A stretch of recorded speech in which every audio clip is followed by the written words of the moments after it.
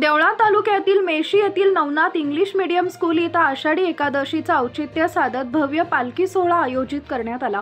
या सोहळ्यात विद्यार्थी विद्यार्थिनी तसेच गावातील वारकरी संप्रदायातील वारकऱ्यांनी उत्स्फूर्त सहभाग नोंदवत विद्यार्थ्यांच्या पालखी सोहळ्यात सहभागी झाले। पालखी सोहळ्याला विद्यार्थ्यांनी विठ्ठल रखुमाई सह वारकऱ्यांची वेशभूषा करत सर्वांचं लक्ष वेधून घेतले। टाळ मृदंगाच्या गजरात ज्ञानोबा माऊली तुकाराम आणि विठ्ठल विठ्ठल जय हरी विठ्ठलचा जयघोष करत गावातून दिंडी काढली। एका सजलेल्या पालखीत विठ्ठल रुक्मिणीची मूर्ती व संत ज्ञानेश्वर माऊलींची प्रतिमा ठेवून त्यांची विधिवत पूजा करण्यात आली।